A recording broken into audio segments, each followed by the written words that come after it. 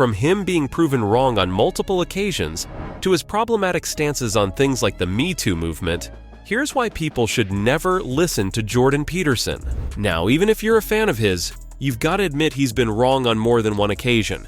Peterson has landed himself in some hot water a couple of times in the past. You see, people don't always see eye to eye with what he's got to say, and usually, this results in him getting proven wrong, with tons of trolling and mockery in the process. Despite this, it's clear that his sentiments and ideas reach a large audience, many of whom even agree with what he has to say. That definitely makes him one of the most polarizing figures of our time, because there are some folks out here who pretty much consider him a hero. But then there are also people who can't stand his guts. In some ways, his road to success has primarily been because of his no-nonsense attitude. Peterson's ability to transform controversial concepts into actual words, regardless of how much flack or criticism he might get in return, has allowed him to gain the attention of people from all over the globe. You've got to agree that there's at least some value in being able to say things that most people are unable or unwilling to. But your word only has value if you're correct. Getting people riled for things that are misleading, or sometimes outright false, surely does more harm than good, right? Especially when you consider how many times Peterson has been proven wrong. Like, remember when he incorrectly thought an adult video was from a Chinese sperm bank? If that makes you scratch your head in confusion, I honestly don't blame you. But turns out, back in March 2023, the guy straight up thought a video depicting some pretty weird adult content was actually from a Chinese community party sperm bank. Now, I don't want to go into the details of just what was going on in that video, but rest assured, it was pretty gross. The funniest part is that the video wasn't even from China, but instead of doing any amount of research, Jordan decided it'd be a good idea to share it with his millions of followers. Can you imagine their shock when they woke up early in the morning to find their favorite philosophical thinker sharing adult content on Twitter? Eventually, people jumped into the comments section and let him know just what he'd actually uploaded. To save face, Peterson tried to delete the tweet where he shared the video. But you know, once something is on the internet, getting rid of it is nearly impossible. And so people continued to hound him over this mistake, and even his own daughter joined in on the fun. This moment really got people thinking about whether Jordan really is the smart intellectual that he comes across as. I mean, most people take a minute to make sure the content they're tweeting out is at least somewhat legitimate. But the fact that Peterson was willing to throw caution to the wind completely just to get some kind of a win over the CCP really feels a bit low for him. But that's far from his only controversial moment. I mean, let's not forget the time he got angry at a paper towel dispenser. Yes, you heard that right. Now, in a world where just about everyone finds weird reasons to get angry, who'd think Peterson's arch nemesis would be a paper towel of all things? But back on February 2023, that's exactly what happened.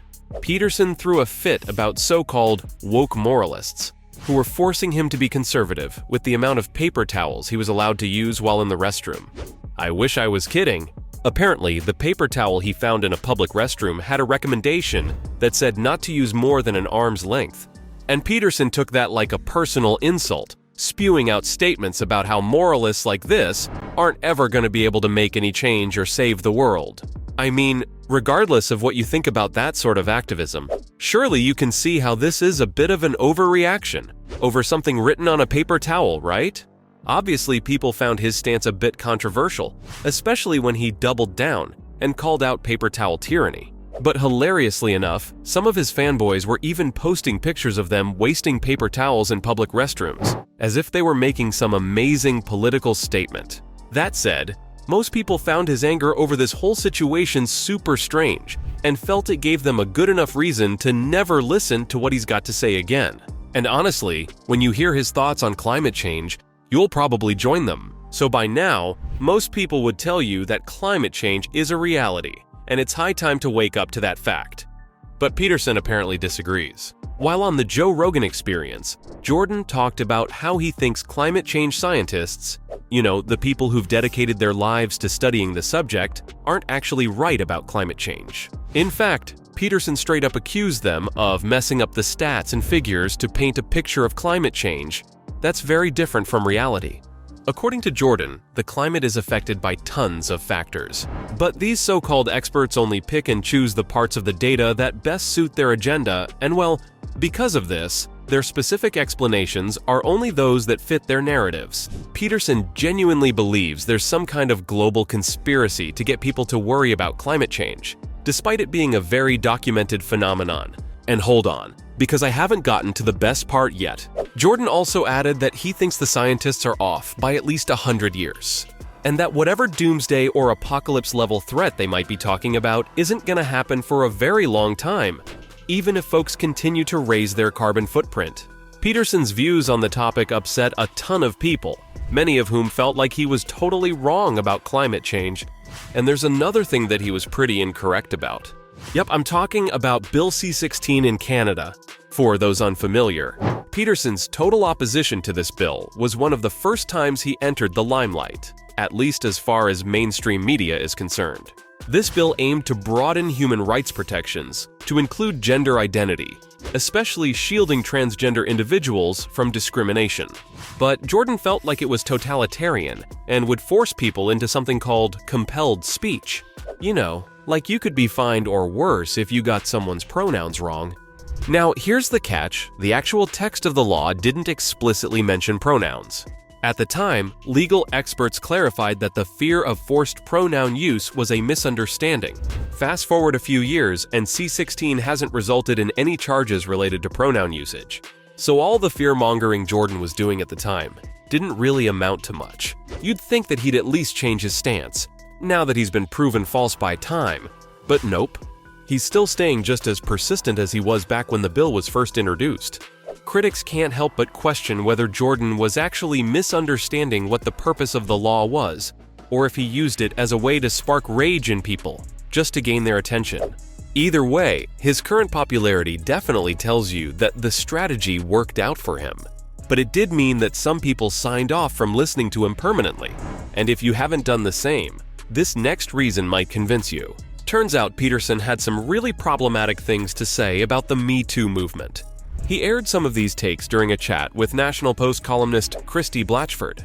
Now, you just know Jordan doesn't shy away from speaking his real views. And in this case, he expressed his skepticism regarding women sharing their negative experiences in Hollywood. He clearly didn't trust all of what these women had to say, openly questioning why so many women were coming forward, especially about events dating back 15 to 20 years. And that's not all. Jordan went as far as to say that he thought some of these women might just be using the movement to gain attention and boost their own careers. Obviously, this stance got him tons of hate from people online. But it doesn't stop there, because Peterson has stated his opinions on the movement on multiple occasions. He generally disapproved of it and even thought it was dangerous to some extent. Now, skepticism is one thing, but outright denying the experiences of countless women seems like a stretch. And when you couple that with the many other times he's been proven wrong in the past, it really makes you question if anyone should be listening to the guy. So from his problematic stances on things like the Me Too movement to him being proven wrong on multiple occasions, that was why people should never listen to Jordan Peterson.